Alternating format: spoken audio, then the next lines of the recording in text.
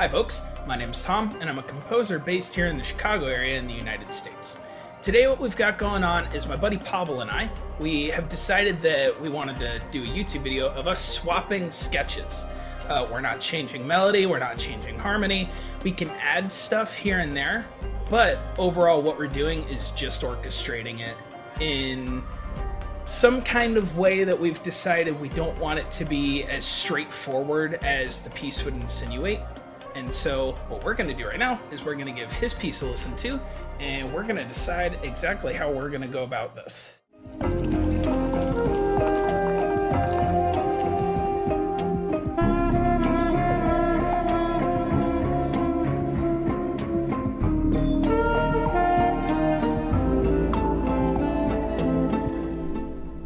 All right, so here's the piano sketch that Tom sent me. Let's give it a listen.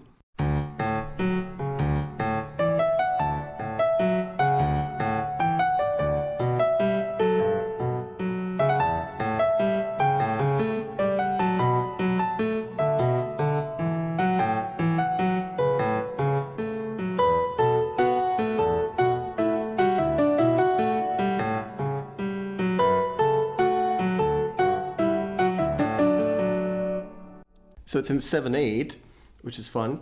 What we could do is either this sort of lush and dancey orchestration, but I'm also thinking maybe we could do something a little more hybrid, world instruments, maybe some sort of synthesizers, maybe even recording some of my live instruments, and then just have it blend together with an orchestra, which could be interesting. So, here we go.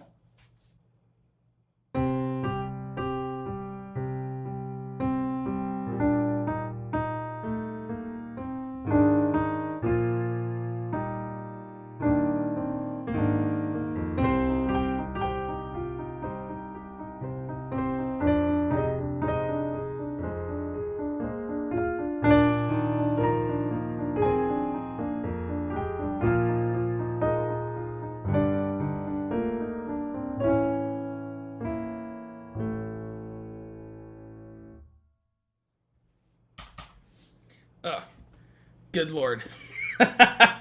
It's probably a good bit more well put together than my piece was. So obviously, as you can tell, he really took the time, went through and just kind of made sure that I know specifically what the function of each part here is, which was super nice on his part. I wanted to start with the bass, but I think I'm going to start with this straw violin, which is a fun little solo violin instrument, and then I'm going to add the bass, so we have some sort of foundation to build on.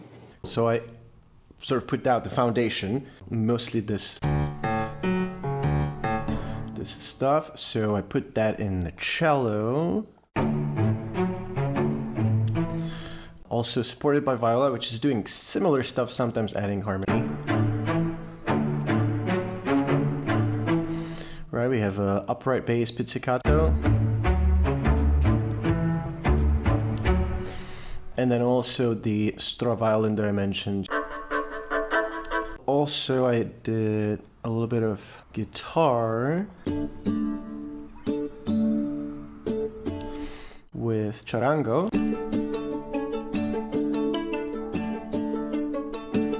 and also glass marimba. And lastly, there is harp, just doubling the cello, and also an electric piano.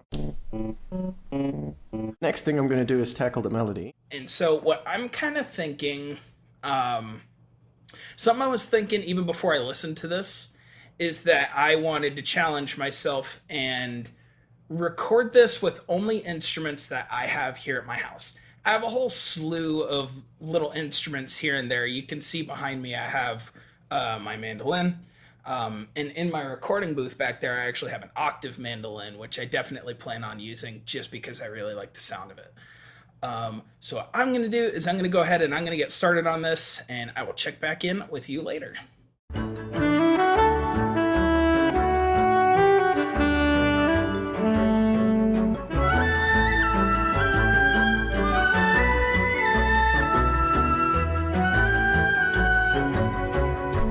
Got violin 1 on the melody.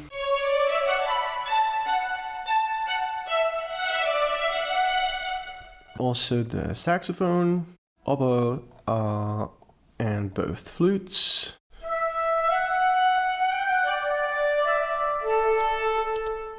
And also Irish whistle.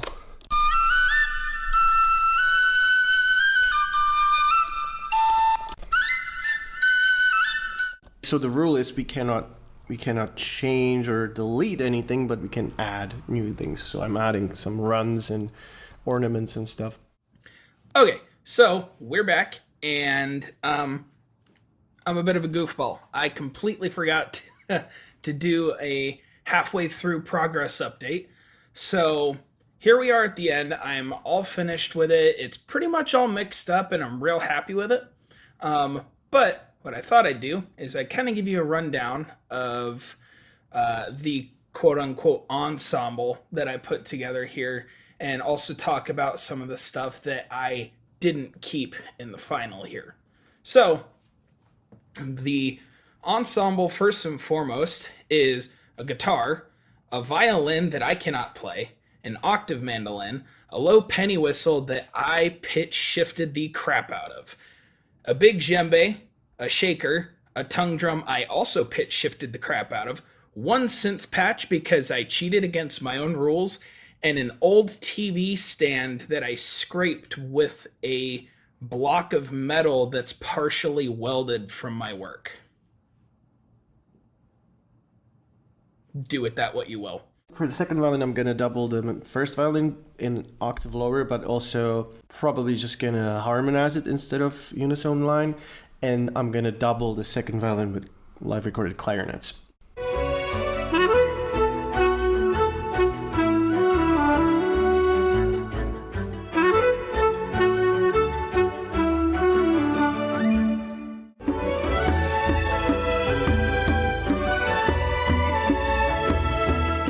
Two, two, three pattern, but moved an 8 note later.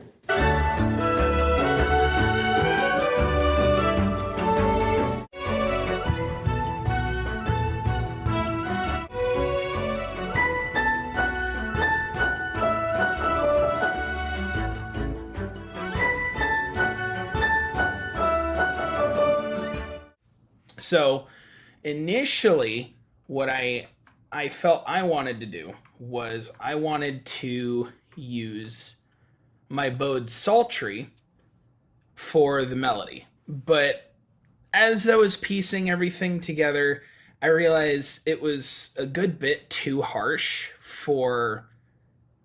it was too harsh in comparison to everything else within the ensemble. So I'll just let you listen to how it sounds right here. It's a beautiful instrument on its own, but when you try and pair it in an ensemble, it really stands out, and sometimes it's just not in the best way. So here's the bowed psaltery.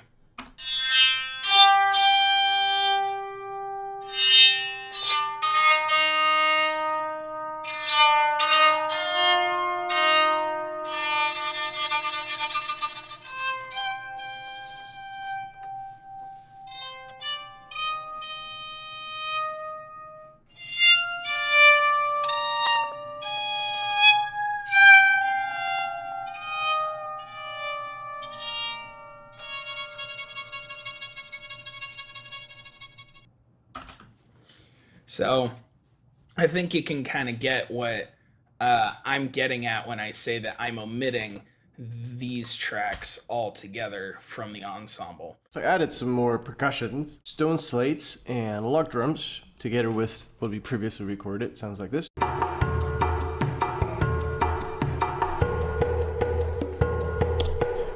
I'll come back to percussion later, but I think what we need now is finally some brass. I started with French horns. And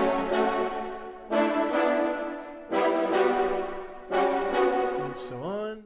A little chunk of melody here. This is a contra melody that I added in this bar where there was no melody happening, so it was like a perfect spot. Trombones come in later, just with these sort of marcatos. They take over the accompanying figure.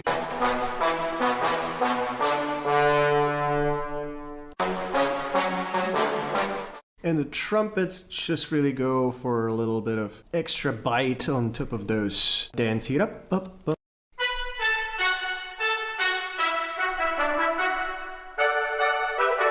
And so in here, I've got the Array Mbira taking over most of the accompaniment. With the timbre of it, it really is mostly a felt kind of thing.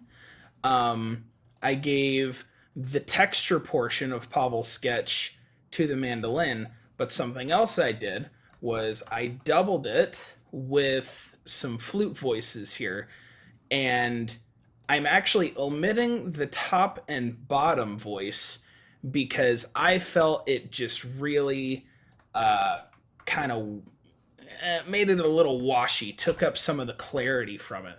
And I think just in this short little excerpt, you'll kind of get what I'm saying here.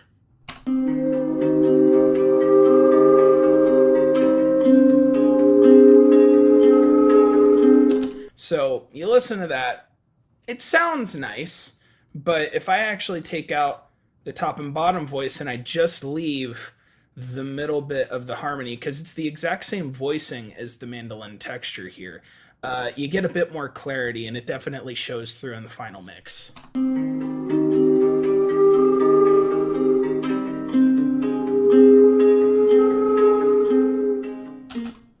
I also added synthesizer, just a simple pulse, 3 different elements.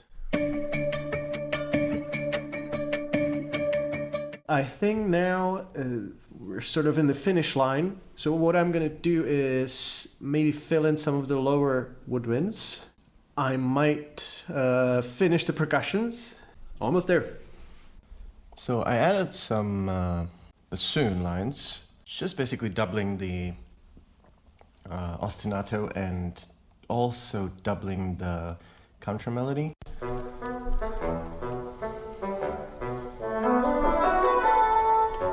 And that's also doubled by English horn and alto flute. I changed the brass a little bit in the French horns.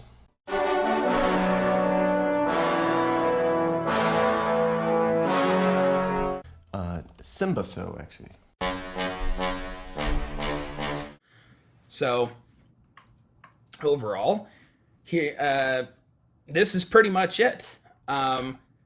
A little bit of what else I did here was all of this is the entirety of Pavel's sketch. Everything below that is some extras that I added here. So, like I said, with the synth, I kind of cheated because I just heard a synth bass line really fill up the mix in my own head. And I just went with it because if it sounds good, it is good. To heck with the rules. But I also decided I didn't really want to start right on the melody. So we have a Sulpant violin drone here that really carries us through this opening section. And then we have a bit of a build-up. And here's the TV scrapes. I'll play that for you.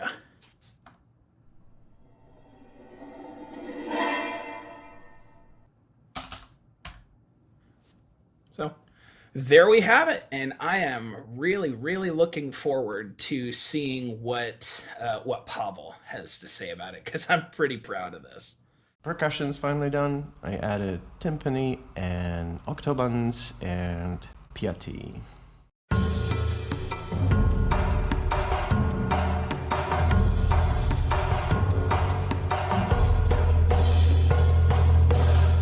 Also added choir just in the middle for a little bit of extra harmony and support.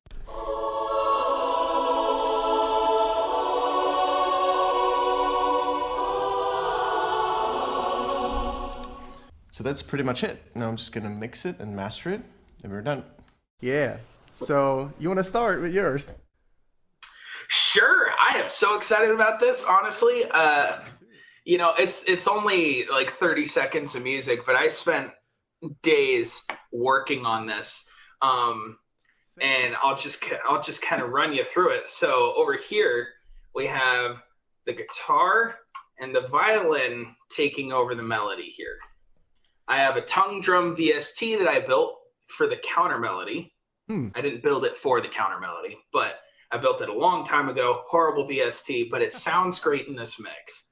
The mandolin texture, Array Mabira. So with the actual harmony and bass here, the way that the Array Mabira is, kind of had to bury it a little. So it's a bit more of a felt element than anything. But all the extra stuff that I did add, which was really, really light because yours is just so phenomenally well structured. Mine was seriously like accompaniment, melody. And then I wanted it to be relatively quote unquote open source. I wanted you to just have all the room in the world to throw whatever you wanted in there. But yes, we will get started. I didn't want to start right on the melody, so I gave it a 1-bar introduction here. All right, after several technical difficulties here is the original sketch.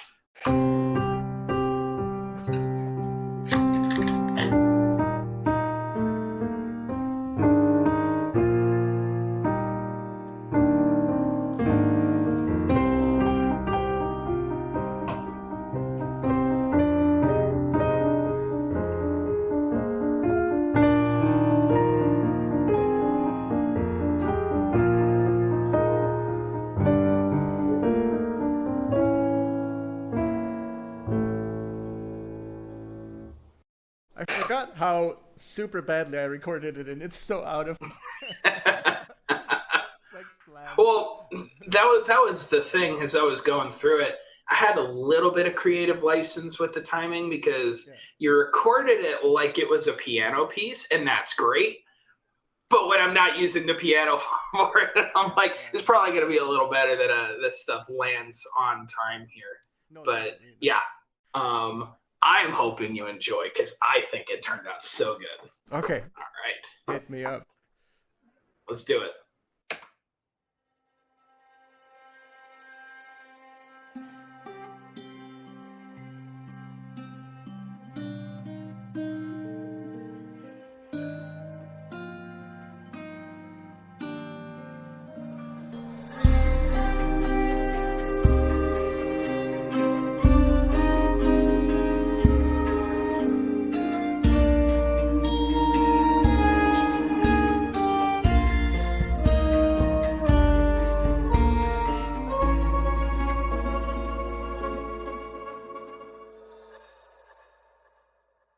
Oh, dude, that's awesome. I'm really happy with how that turned out, and it's all just with stuff here in my studio. It's awesome. It starts so. It reminded me of Pathless a little bit. Oh yeah, gotcha. And then, but that's sort of also my fault. That's the harmonies at the end, but it goes into this sort of like an Italian gangster noir movie with the ending as well. Yeah. One of my buddies, I showed it to him, and he said it gives off like Assassin's Creed vibes. Oh, maybe that. Yeah. And I'm like, I can live with that. I'll take that. Yeah. It definitely felt like it. Well, I'm glad you liked it. Because I didn't add that much to it. Yeah.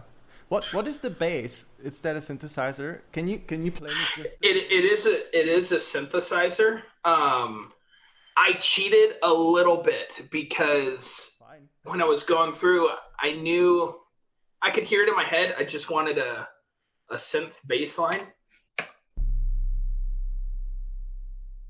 It's nothing crazy. Yeah, but it does so it much. Just it doubles with my hand drum that I have.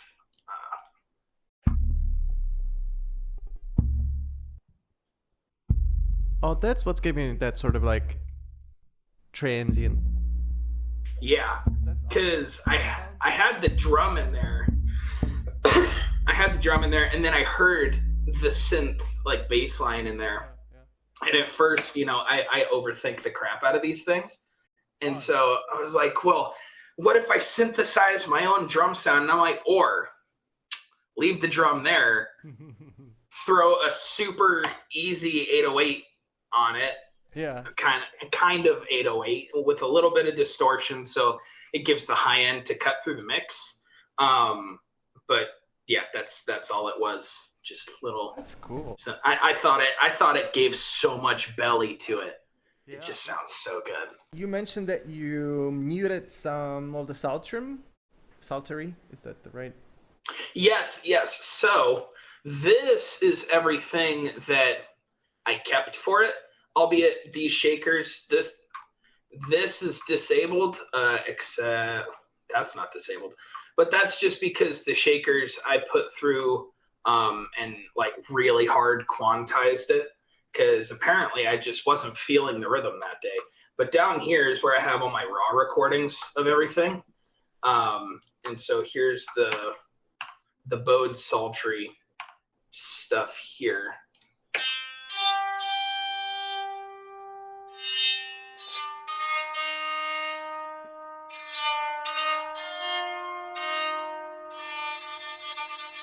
And it sounds good on its own. I really love the sultry. It has great atmosphere. It has a great atmosphere to it. But if I just go through here and mute the guitar part and you hear the bowed sultry instead, we'll throw some reverb on it just to make sure that it doesn't totally suck in the mix here. You'll realize why I pulled it out, because it is so harsh compared to everything else in the arrangement.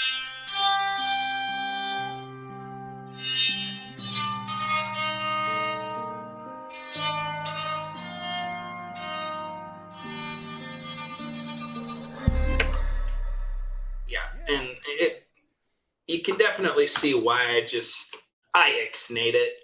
As much as I love the bowed sultry, I could imagine keeping it in there in like a super low volume, just like sort of maybe stare like hard left, hard right, just like barely audible. Yeah, I could see that, but like I said, if we just look at the EQ here on this thing, I'll just do this one. You can see how much high-end information is there, and that's raw. That is not treated at all. Yeah. So anywhere you put that, it's gonna punch through so hard. Yeah. And I would have loved to have been able to fit it in there, but I felt the guitar would work better. Probably is that once you introduce some sort of like a dynamic EQ or just some sort of, like a smooth or soothe or something like that, you lose the character so much that it wouldn't make sense to sort of force it to not be occupying those frequencies. Yeah, it would go from sounding like a bowed sultry to just like a really harsh, maybe violin or something. Yeah. Yeah, once again, I am really happy you enjoyed it. I'm happy with it, but I'm ready to see what you did. Okay, so I'm gonna play the sketch that you sent me first. Sounds great. Let's go.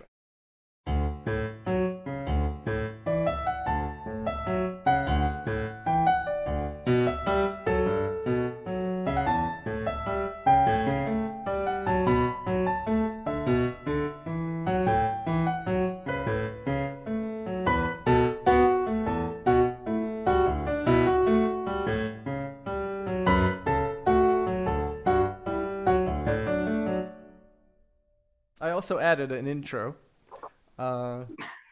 Actually 4 bars of intro. Oh wow. Just because I liked that sort of rhythm that yours is in sort of a 7/8, but I did the intro in 4/4, so it's sort of like everyone's expecting 4/4 to continue, but it switches to 7/8, and it's just so sort of quirky and fun. Yeah, it's like you are in 4/4, yeah, but then you just cut 1/8 note off the end of it. It's like pulling a rug under someone's feet suddenly. Yep. So I have to say that compared to yours, mine is not as inventive, I guess. I'm ready for it.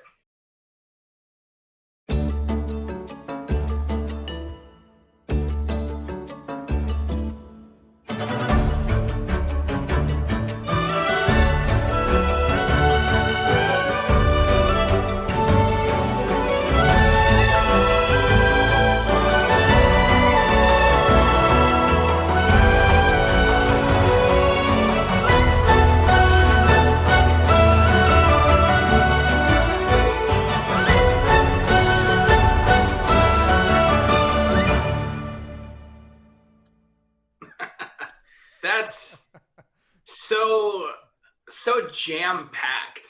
So I'm listening to it, and when I was writing the sketch, I just decided to go with like an anime chord progression, just cause. But as I was doing it, I felt in my head it felt like it was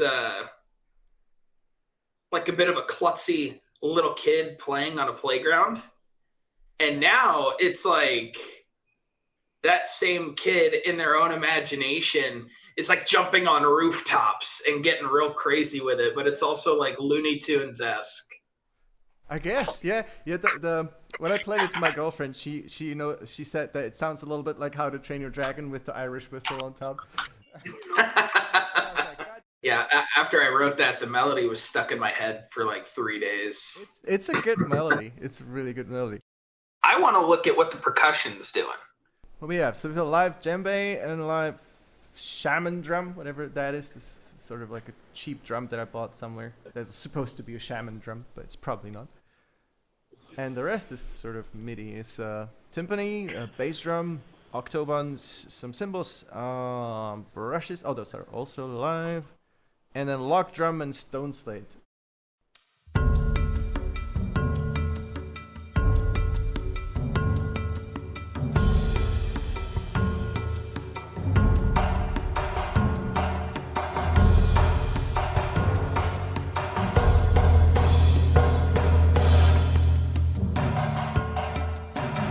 Okay, I like it.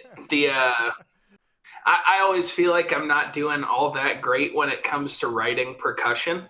I feel like I'm never as creative as I could be, because I get into being creative and then I start really covering things up with percussion almost. Do you add percussion later, or do you start with them, or is that different every time? It changes depending on the project, because if I have a percussive idea first, I start with percussion. Yeah. But typically, I would say 9 times out of 10, I do all the tonal stuff first, make sure that the tonal stuff can hold its own, and then I'll put percussion in more as an accent than anything. I also want to hear what's carrying the melody. That's gonna be the Irish whistle, and then the saxophone. Well, let me just. Did you play the saxophone for it though? I did, yeah. Also clarinet. Good man. Okay, so the woodwinds really carried the whole thing. Pretty much all of the woodwinds except bassoons, which are doing the accompaniment.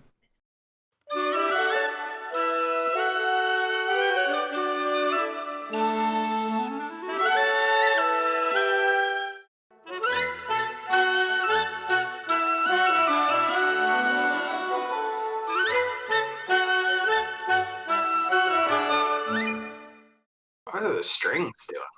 Are the strings just chugging away as like a motor? The strings are first and second violin are playing the melody in sort of harmonized way, and then the rest is chugging. Okay.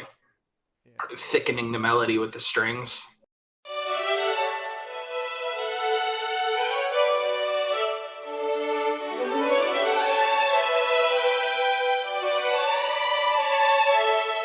There's also a dulcimer There's so- there. Ooh.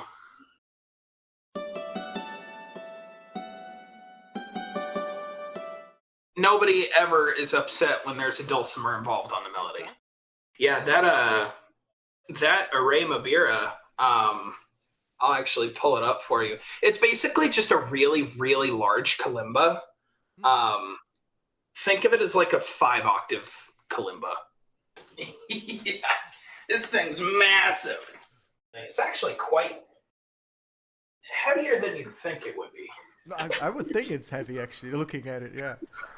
Yeah, so the whole thing's chromatic, and then these are individual octaves for each note. So this is all E flat.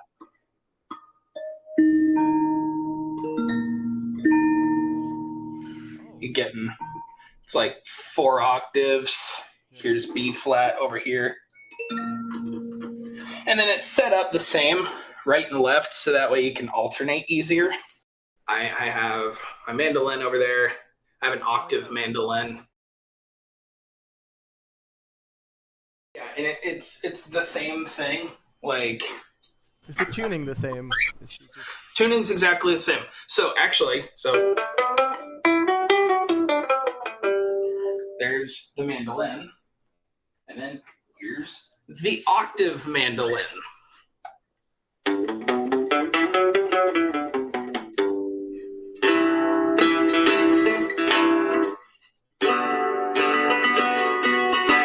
It's a very lovely sound. Definitely needs tuning because it's been a while since I've tuned it. Yeah. But it almost sounds like that could be a great substitute for like oud or oud. well, I'll let you go before Google just kicks us out anyways. So I hope you have a good rest of your night. Safe travels, and I'm looking forward to seeing the video. Yeah, me too. Take care, Mitch. All right. Thanks so much for Later, buddy. Yep. Not a problem. Bye. Bye.